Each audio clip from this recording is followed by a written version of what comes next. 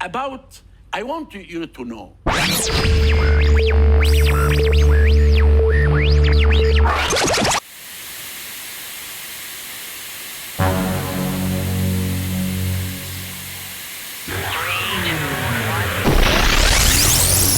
Are there big secrets that you know about the Egyptian pyramids that for whatever reason you haven't shared with the world? Never.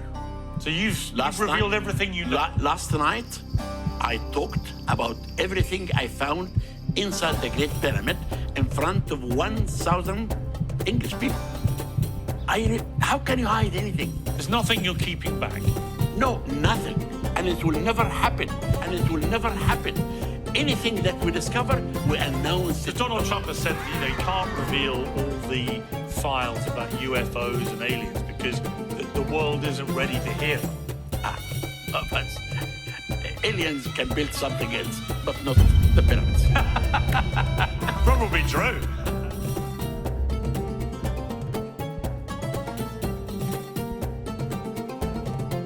Yeah, but if you went down London today and asked 100 people, have you heard of Khufu or Cleopatra? Cleopatra, of course, but she'd be more famous. I know, but so why would you position the discovery of Khufu's tomb above Cleopatra? Because I would say that globally... Because you will never discover the tomb of Cleopatra. Why? It's under the water. How do you know? Because we're searching for the tomb of Cleopatra. Why? It's under the water. How do you know? Because we're searching. Because you will never discover the tomb of Cleopatra. Why? It's under the water.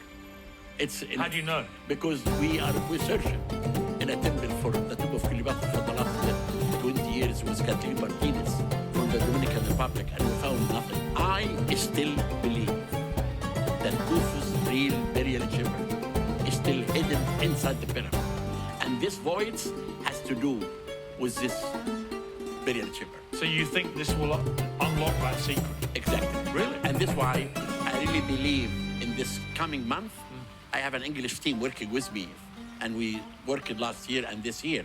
Next month, we are going to find out how can we find out and look what could be underneath this void.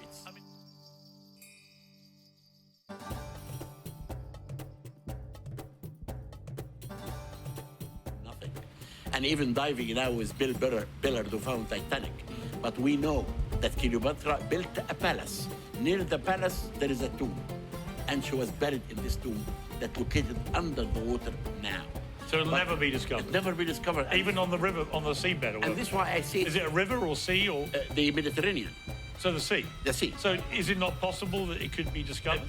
Many people took the pillars and blocks from the palace, but nothing discovered. But even if they found that, you would say that Khufu's tomb would be a bigger discovery? There is 3 discoveries, could be the biggest that I'm waiting. Go on. 1, the tomb of Queen Nefertiti in the Valley of the Kings. Yeah. Number 2, the tomb of Imhotep, the first architect who built the first pyramid of stone. And number 3, the burial chamber of Khufu inside the Great Pyramid. This will be the most fascinating, important discovery on Earth. Amazing. And is this why also that you want the bust of Nefertiti back from Berlin? I want the bust of Nefertiti back because it was stolen. Right. It was taken out of Egypt by a German thief. His name is Burkhardt. It should come back. And we are fighting for it to come back. And now, when the 2 petitions, reach 1 million, I will start the fight. Why are the pyramids so unbelievably mathematically precise that we probably couldn't even recreate it today without extremely modern machinery? The ascribed techniques for how the pyramids were allegedly constructed have been tested and debunked. I do not believe they were constructed with copper chisels and stone hammers. There were extraordinary things happening in the world before the Great Cataclysm. Certainly the ancient Egyptians believed in not just one great cataclysm, but several. I can tell you for hours and answer all your questions, but there's one thing I want to assure all of you. We never hide anything. Everything we discover, we publish it in a scientific article or in a book. I want to circle back why would he lie? What would be the motivation for covering everything up? All what I'm telling you now, published in our book to the public. You can buy this book. Yeah, All right. Go ahead, man.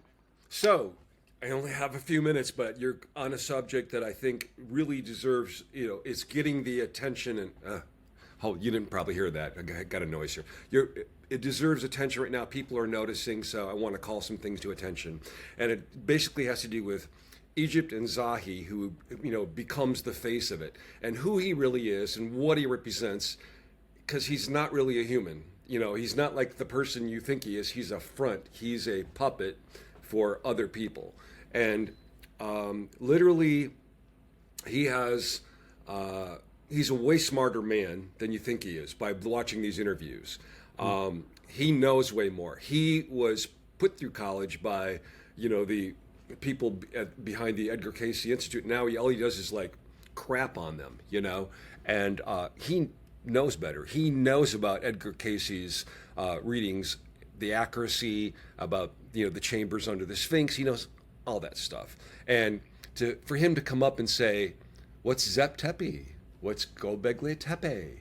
I mean, it's because he has to. He's standing in front of literally a whole army of unseen hands of the basically secret world governments, and not only that, corrupt like mafias, Russian mafia, our mafia. I mean, the Egyptian mafias.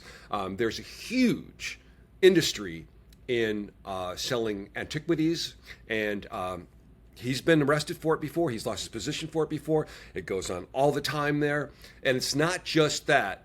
I mean, I have friends in these secret societies, and these guys like steal stuff from each other.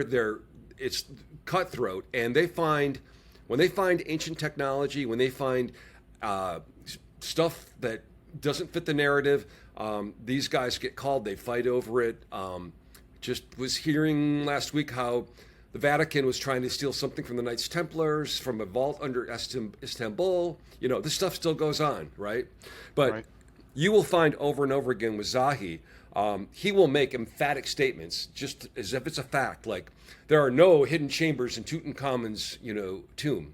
And then they do scanning and they find anomalies, and it's like, he has stated it. There are no chambers under the Sphinx. When I have a personal friend who was with him in the chamber underneath it, who has drawings in her book, right?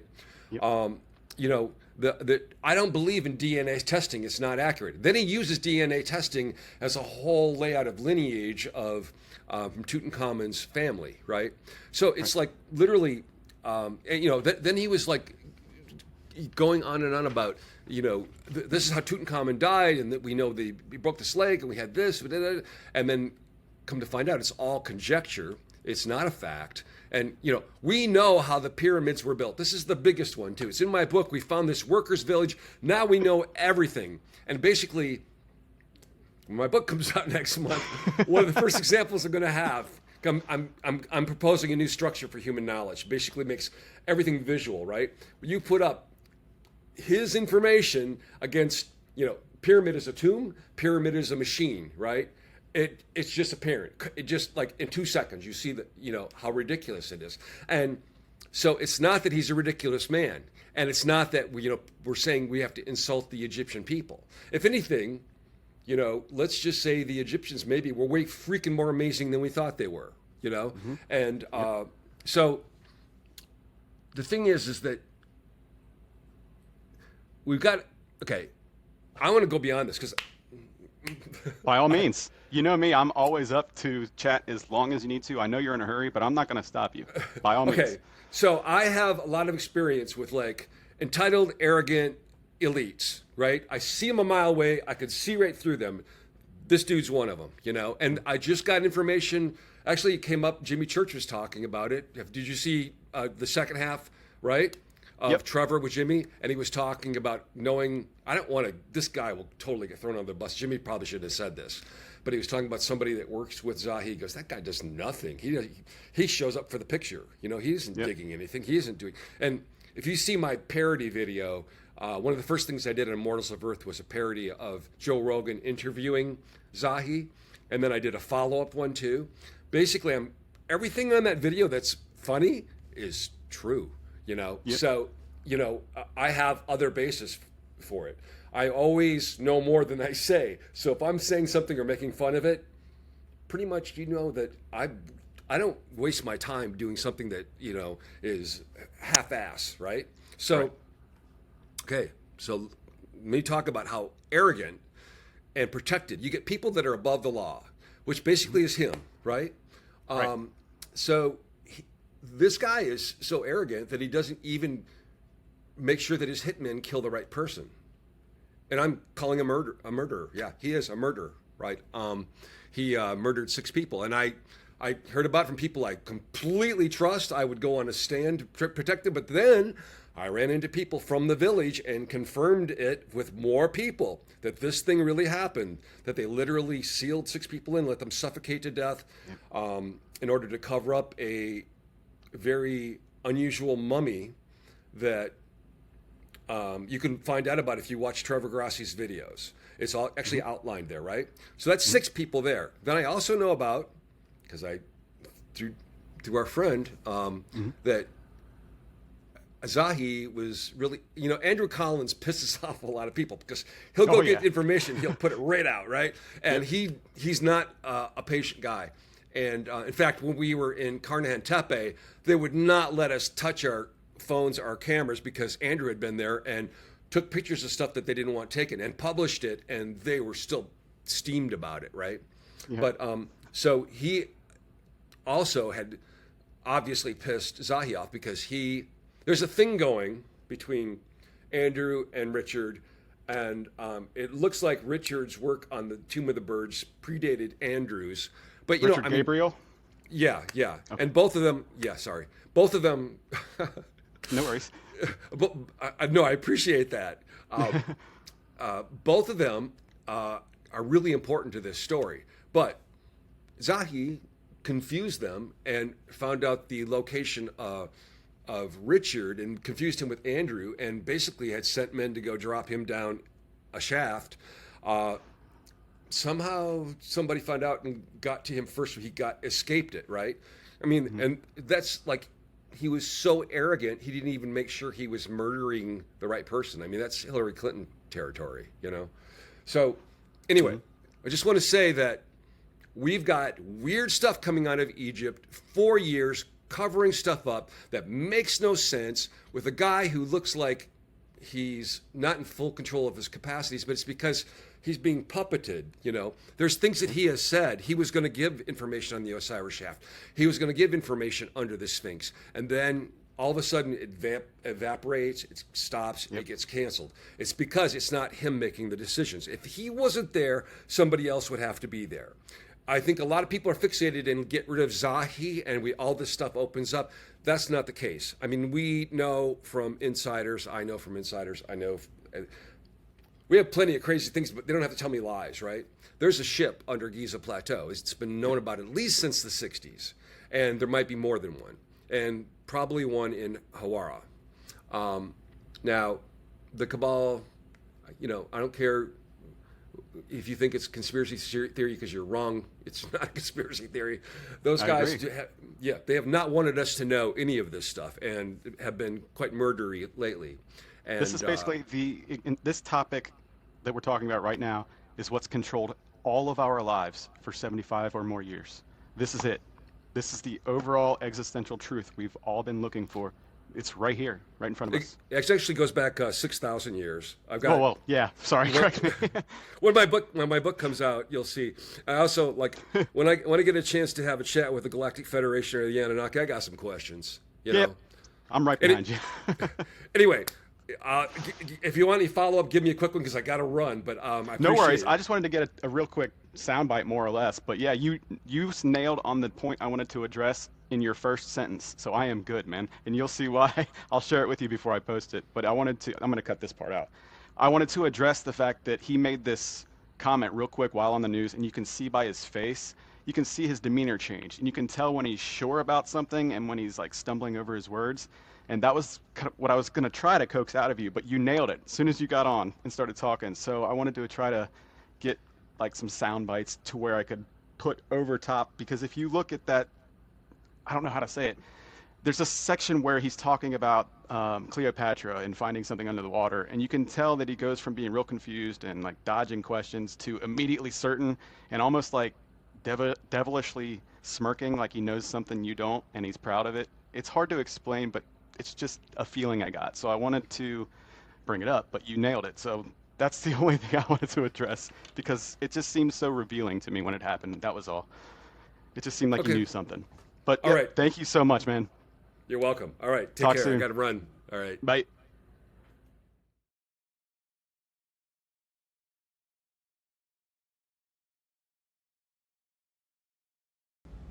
I forgot to mention that Zahi, despite saying he would do so on Joe Rogan, that he would talk to the Italian team, that there was a conference set up in Dubai with Trevor, the Italian team, by Alina Danan, and Zahi agreed to it. I bought tickets to it, and then he canceled.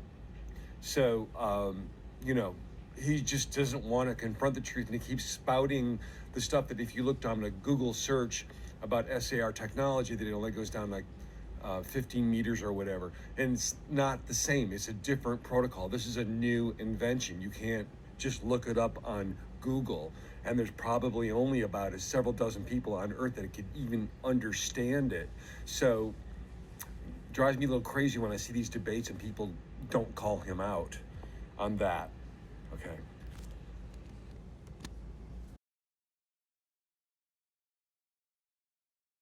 Under the sinks, number one. Number two, when I found out the rise of the water table, I brought a team from Cairo University, and we drilled 32 drilling underneath the Sphinx, and we found nothing.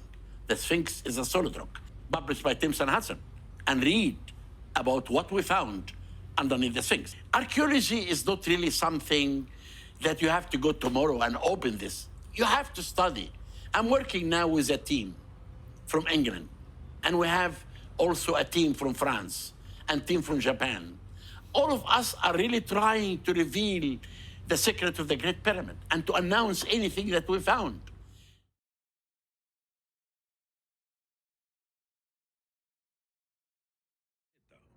He then comes out with a film crew from Nat Geo and discovers the new cave, right? Yeah.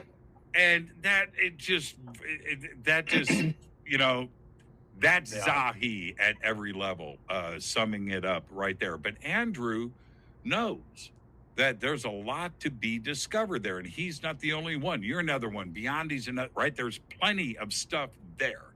All right, you were going to mention the gate. Well, that's what he did originally. He put a metal gate on it, and that was the same time when he took his film team in there and showed them all the end. And then he took them to the back end of the cave and sent the one guy in, and he came back out and just said on camera, it ends there. And we knew that was a lie for a long time. So that's why last year I kind of stirred it up again. This is one of the things. And actually NC2, that's the official name of the Tomb of the Birds, is pretty close to this area where the second Sphinx is. You right next to it. It's right next to it. Right, direct line of sight. Yeah, yeah. So what's crazy is that me and Richard Gabriel last year, Richard's someone who's been, I mean, he's like soul driven to the Tomb of the Birds. He's connected to this site, obsessed with it for years. He's got so many, he was in there exploring in those first years, getting into trouble getting in there. And he's done so much work. He and I did a 2-part documentary about it that I know you've seen that one. That's the only film that's probably more claustrophobic than Andrew's, because I had to crawl into that hole in the back, which you literally have to squeeze through, because I knew that we had to prove it continued on, because Filippo and Armando and the Khafra project, they had already been scanning under there and already basically confirmed what Andrew had hypothesized, that it connected over to the Khafra pyramid underneath. Not only that, also over to the Menkaure pyramid. That's right. I don't think anyone has heard of this really, but this is what they also said, that those caves do connect into the deepest levels of Giza and to all these giant chambers that we all want to see. And what's crazy about it is that after I put this 2-part film out, revealing NC2, it's on my channel, I got back in there 2 more times after, at the end of last year. A month later, They sealed the gate with stones Sealed it. and cement, not a Yep. metal gate, not Nope. something that's sometimes left open. Now it is sealed solid shut with these stones. Yeah, it's And I have bricked to- in. It's bricked in. Yeah, I mean, there's really no denying that it was like we're the ones who stirred it back up again. So I mean, you know, Richard hadn't been in there a long time, and it's so sad to say that he was actually the one who found it closed when he went there just after. So yeah, I think we had a hand in doing that. We knew there was a risk that it would get sealed up like that, but we knew that that could happen anyway, even if we didn't expose it. So at the very base level, we do know Zahi Hawass is hiding something, because he claims to have no knowledge of anything under the Giza Plateau. He has claimed that there's nothing in the Sphinx. He's claimed that there's nothing at NC2. But we just heard Trevor Grossi say that he's been there and been back since, and it's been sealed up. I personally know for certain that Trevor Grossi's been in there. I've seen it. So, by that train of events, and if you unfold it logically, that means that Zahi Hawass, being the Minister of Antiquities in Egypt, would absolutely know about this. Absolutely. So, if he's claiming that he didn't know about it and it's sealed up at the same time, one of these things are not true, right? So he's hiding something at the very base level. Could be very minimal, could be major. I'm not going to claim to know that, but he is hiding something.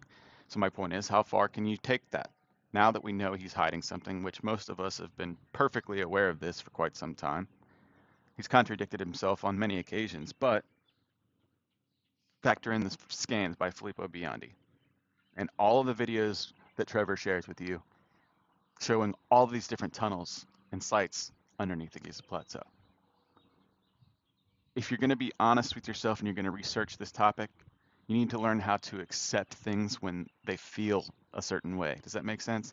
The truth is going to have a certain ring to it, is my point. And you're going to know it when you hear it from now on. So, do your best to stay educated in this, but also stay open-minded to the idea that maybe not everyone who's been pretending to be a good guy is actually a good guy. That's not to say they're a bad guy either. I'm just saying double check everything, look at things from new perspectives, and just question everything. If anyone has a problem with being questioned, they're hiding something, period.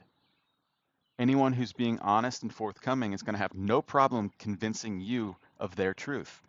See what I'm saying? So, every single time Zahi is backed into a corner, it never ends well. He contradicts himself. He can't answer the question.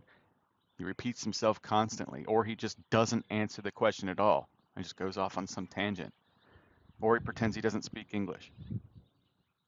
All sorts of different things happen. So, we now know that Zahi's not telling us the full truth. But most of us didn't really need any confirmation of that. But this is what we're going to break down right here, right now. That's what this video is for. This first portion is going to talk about Egypt. The next portion is going to talk about religion, consciousness, and Edgar Cayce. Then we're finally going to transition into the UFO disclosure topic. And then finally, at the very end, we're going to end with my personal theory and a lot of the different speculations and theories into the Odyssey by Homer and the Iliad, and how potentially these could all be part of the Bible's story. There could actually be 3 original books of the Bible. This is my theory. It is not confirmed, and it is speculation. But I do have some evidence that makes it seem like that might be the case, and I will share that with you. But as everyone else is doing right now, I'm simply trying to get to the truth in my own way, just like you are. I'm working with a few different people who are in the know. I'm doing a lot of research and studying on my own, and I'm doing all of this for free. I'm not doing this for a living. I'm not doing this to make a channel that makes money in any way. And if any money does come in, it's all going to a worthy cause, probably the Archaeological Research Foundation or Filippo and the things he needs. So I'm not doing this for money. I'm doing this in my spare time and researching in my spare time simply to get to the truth, because I'm tired of being lied to. Tired of not being able to know the truth about where I exist and where I live. And I'm tired of not being able to collaborate and connect with people doing things that I enjoy. No more red tape. No more lies. Let's give truth a chance, shall we?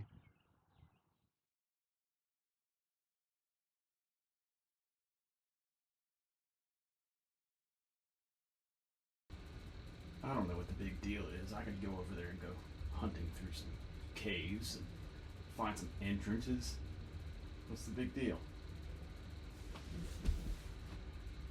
They're on his own. That's impressive, man. Nope, it's too claustrophobic. Can't do it. Hold up the ceiling so it doesn't fall. Yep. Oh yeah, here we go. Yeah, buddy. NC2. I was watching it like, this dude is on one. He's just down there on his own. That's impressive, man. Like, you know, the hats off to you, bro. That's a Doing little tight. all the armchair skeptics. Here's a guy that's literally getting the sand in his fingernails and going down into the tunnels and finding it. It's dirt that is now Hold that ceiling up. blocking up Can't that do it. tunnel. Third time's a charm. You got this. I was watching it like, this dude is on one. He's just down there on his own. Nope. That's impressive, man. Like, you know, hats off to you, bro. You're doing Hold it. up, All the armchair skeptics sitting there saying this, that, and the other. Here's a guy that's literally getting the sand in his fingernails and going down into the tunnels and finding it.